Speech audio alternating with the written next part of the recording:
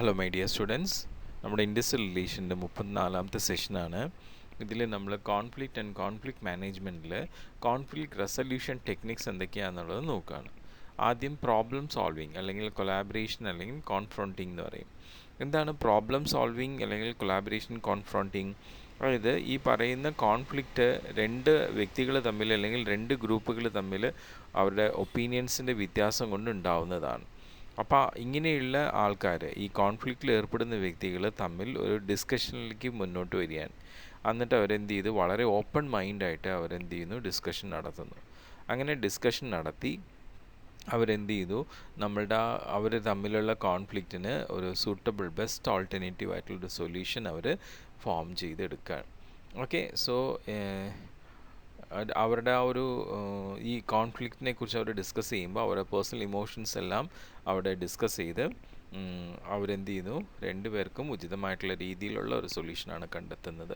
അപ്പോൾ ഇവിടെ ശരിക്കും ഒരു വിൻ വിൻ അപ്രോച്ചാണ് വരുന്നത്. അപ്പം രണ്ടുപേര് തമ്മിൽ കൊലാബറേറ്റ് ചെയ്തിട്ടാണ് ആ പ്രോബ്ലം, ആ ഒരു കോൺഫ്ലിക്റ്റ് ഉണ്ടാവാനുള്ള പ്രോബ്ലം അവർ സോൾവ് ചെയ്യുന്നത്. ഓക്കെ, അതാണ് ആദ്യത്തെ റെസൊല്യൂഷൻ. രണ്ടാമത്തെ റെസൊല്യൂഷൻ എന്ന് വെച്ചാൽ കോംപ്രമൈസിങ് അല്ലെങ്കിൽ റീകൺസിലിങ്. ഇതിലെന്താ വെച്ച് കഴിഞ്ഞാൽ ഈ കോൺഫ്ലിക്റ്റിൽ ഏർപ്പെട്ട ആൾക്കാർ തമ്മിൽ എന്ത് ചെയ്യുന്നു, ഒരു മിഡിൽ വേയിൽ അവർ പ്രോബ്ലം സോൾവ് ചെയ്യാനായിട്ട് നോക്കുകയാണ്. അതായത് അവർ ഡിസ്കസ് ചെയ്തപ്പോൾ അവർക്കൊരു സൊല്യൂഷൻ കണ്ടെത്താൻ പറ്റുന്നില്ല.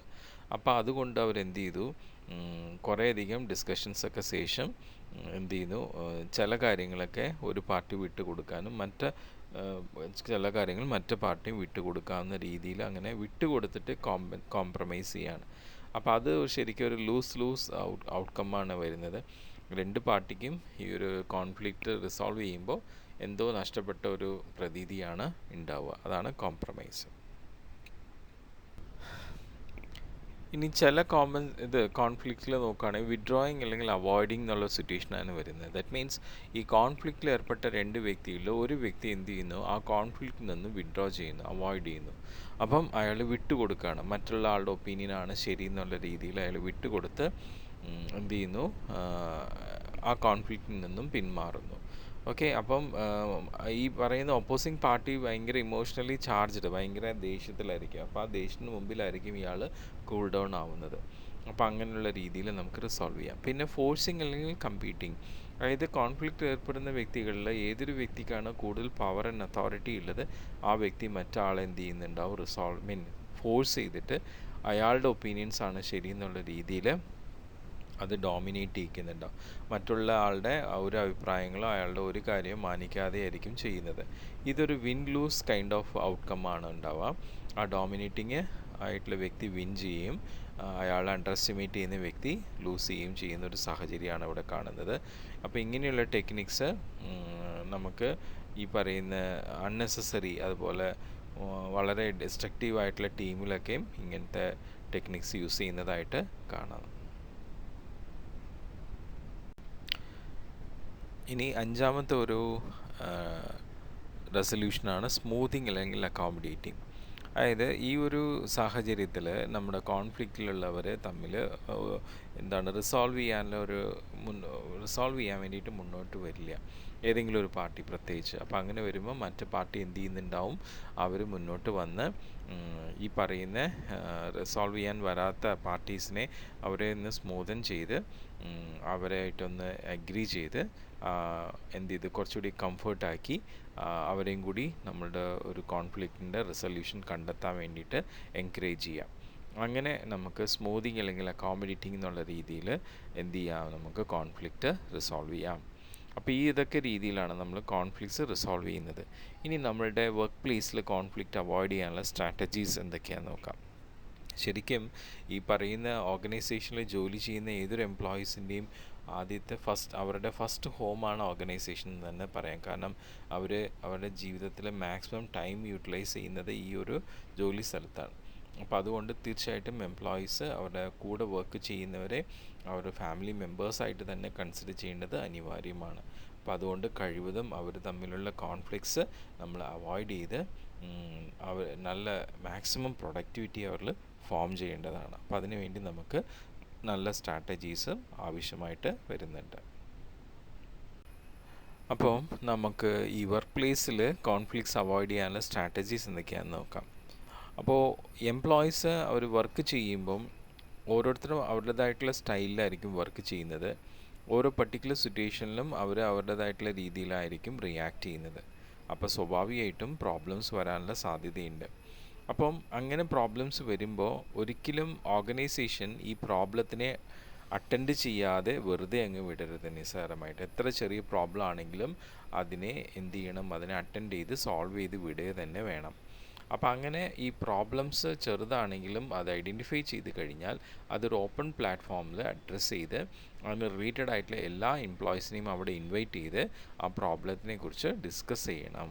ഓക്കെ, ഇപ്പം കുറച്ച് എംപ്ലോയീസിനെ മാത്രം വിളിച്ചു വരുത്തി ഡിസ്കസ് ചെയ്യുമ്പോൾ അത് മറ്റുള്ളവർക്ക് ഒരു നെഗ്ലക്റ്റിംഗ് ഫീലിംഗ് ഉണ്ടാവും. അതൊരിക്കലും പാടില്ല. അതിന് സപ്പോർട്ടീവായിട്ടുള്ള അതിന് റിലേറ്റഡ് ആയിട്ടുള്ള എല്ലാ എംപ്ലോയീസിനെയും വിളിച്ചിട്ട് വേണം ആ പ്രോബ്ലം ഡിസ്കസ് ചെയ്യാനായിട്ട്. അപ്പോൾ അതിന് വേണ്ടി നമ്മൾ കോൺഫറൻസ് ഹാളിലോ അല്ലെങ്കിൽ നമ്മുടെ ബോർഡ് റൂമിലോ ഈ പറയുന്ന പ്രോബ്ലം ഡിസ്കസ് ചെയ്യാനായിട്ട് എല്ലാവരെയും തന്നെ ഇൻവൈറ്റ് ചെയ്ത് അവരെല്ലാവരും ഇരിക്കുമ്പോൾ ഓപ്പണായിട്ട് അവരോട് സംസാരിക്കണം. ഒരു ട്രാൻസ്പാരൻസി അവിടെ ഉണ്ടാവണം. പിന്നെ വെർബൽ കമ്മ്യൂണിക്കേഷൻ മാത്രം ഈ ഒരു പ്രോബ്ലം സോൾവിങ്ങിൽ നമ്മൾ ഡിപ്പെൻഡ് ചെയ്യരുത്. ഒഫീഷ്യൽ കമ്മ്യൂണിക്കേഷൻ ഉണ്ടായിരിക്കണം. നമ്മൾ ഈ പറയുന്ന പ്രോബ്ലം റിലേറ്റഡ് ആയിട്ടുള്ള എല്ലാ വ്യക്തികൾക്കും അതിനെക്കുറിച്ചുള്ള ഡിസ്കഷന് വേണ്ടിയിട്ട് ഇമെയിൽ അയക്കുകയും അതിനെ കോപ്പി ടു എല്ലാ പാർട്ടിസിപ്പൻസിനും കൊടുത്ത് നമ്മൾ ആ പ്രോബ്ലത്തിനെ കുറിച്ചുള്ള ഡിസ്കഷൻസ് മാക്സിമം ട്രാൻസ്പെറൻ്റ് ആയിട്ട് മാറ്റണം. അപ്പോൾ ഈ കോൺഫ്ലിക്ട്സ് അറൈസ് ചെയ്യുന്ന സമയത്ത് തീർച്ചയായിട്ടും അതിൽ ഇൻവോൾവ് ചെയ്ത് അതിനെ സോൾവ് ചെയ്യുന്ന അതോറിറ്റീസ് എപ്പോഴും ട്രാൻസ്പെറൻ്റ് ആയിരിക്കണം എല്ലാ ലെവലിലും. ഓക്കെ, സോ ഈ പറയുന്ന സുപ്പീരിയർ സബോർഡിനേറ്റ്സിന് അത്തരത്തിലുള്ള ട്രാൻസ്പാരൻസി കൊണ്ട് എല്ലാ കാര്യങ്ങളും ഈസിലി മനസ്സിലാക്കാൻ പറ്റണം. കൺഫ്യൂഷൻസ് ഉണ്ടാവാനായിട്ട് പാടില്ല. ഒരിക്കലും ഗോസിപ്സോ അല്ലെങ്കിൽ പിറകിൽ നിന്ന് നമ്മൾ കുത്തുന്ന രീതിയിലുള്ള ഡിസ്കഷൻസോ ഒന്നും പാടില്ല. കാരണം അത് നമ്മളുടെ ഒരു ഈ കോൺഫ്ലിക്ട്സിനെ റെസൊല്യൂഷനെ വളരെയധികം ബാധിക്കുന്നതാണ്. അത് അൺപ്രൊഫഷണലാണ്. ഓക്കെ, അത് വീണ്ടും കോൺഫ്ലിക്റ്റ് കൂട്ടാനേ സാധിക്കുള്ളൂ. അപ്പോൾ ഒരിക്കലും അങ്ങനത്തെ ഒരു രീതിയിലുള്ള കാര്യങ്ങളൊന്നും നമ്മൾ കോൺഫ്ലിക്റ്റ് റിസോൾവ് ചെയ്യാനായിട്ട് അല്ലെങ്കിൽ കോൺഫ്ലിക്ട്സിൻ്റെ സ്ട്രാറ്റജീസ് വേണ്ടിയിട്ട് യൂട്ടിലൈസ് ചെയ്യാനായിട്ട് പാടില്ല. എപ്പോഴും സ്ട്രെയിറ്റ് ഫോർവേഡ് ആയിരിക്കണം. നമ്മളുടെ വ്യൂ പോയിൻറ്റ്സ് എല്ലാവർക്കും കൺവിൻസ് ചെയ്യുന്ന രീതിയിലായിരിക്കണം. ഒരിക്കലും നമ്മൾ പാർഷ്യൽ ആവാനായിട്ട് പാടില്ല. അതുപോലെ തന്നെ ഇപ്പം ഏതെങ്കിലും ഈ കോൺഫ്ലിക്റ്റ് ഏർപ്പെട്ട് ഒരാൾ നമ്മളായിട്ട് നല്ല ഫ്രണ്ട്ഷിപ്പിലാണെങ്കിൽ അവരെ സപ്പോർട്ട് ചെയ്യരുത്. അവർ റൈറ്റ് ആണെങ്കിൽ അവരെ സപ്പോർട്ട് ചെയ്യുക, അവർ റോങ് ആണെങ്കിൽ അവരെ കറക്റ്റ് ചെയ്യാനുള്ള കാര്യങ്ങൾ പറഞ്ഞു കൊടുക്കുക. കോൺഫ്ലിക്റ്റിൽ ഏർപ്പെട്ട രണ്ട് വ്യക്തികളെയും അല്ലെങ്കിൽ രണ്ട് ഗ്രൂപ്പിനെയും ശരിയായ രീതിയിൽ മനസ്സിലാക്കുക. അതുപോലെ തന്നെ നമ്മളുടേതായിട്ടുള്ള ഐഡിയാസ് ഒരിക്കലും അവരുടെ അടുത്ത് ഇമ്പോസ് ചെയ്യരുത്. ഓക്കെ, നമ്മളുടെ വ്യൂസ് പറയാമെന്ന് മാത്രം. ഓക്കെ, അവരാണ് അൾട്ടിമേറ്റ്ലി തീരുമാനം എടുക്കേണ്ടത് എങ്ങനെ ഇത് റിസോൾവ് ചെയ്യാം എന്നുള്ള കാര്യത്തിന്. ഓക്കെ, സോ ഈ പറയുന്ന സുപ്പീരിയേഴ്സ്, ഈ കോൺഫ്ലിക്റ്റ് റിസോൾവ് ചെയ്യാൻ നോക്കുന്ന സുപ്പീരിയേഴ്സ് ഇപ്പം ഈ പറയുന്ന കോൺഫ്ലിക്റ്റിൽ ഏർപ്പെട്ടുള്ള വ്യക്തികൾ തമ്മിലുള്ള സ്ട്രെങ്തോ അല്ലെങ്കിൽ കോൺഫ്ലിക്റ്റിൽ ഏർപ്പെട്ടുള്ള ഈ പറയുന്ന ടീമിൻ്റെ മെമ്പേഴ്സിൻ്റെ സ്ട്രെങ്ത്ത് അതൊക്കെ മനസ്സിലാക്കി അവരുടെ അടുത്ത് തന്നെ ഈ കോൺഫ്ലിക്റ്റ് റിസോൾവ് ചെയ്യാനുള്ള റെസ്പോൺസിബിലിറ്റി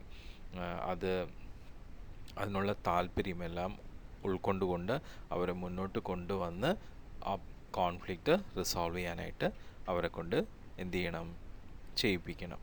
അതാണ് നമുക്ക് മെയിനായിട്ടും വേണ്ടത്.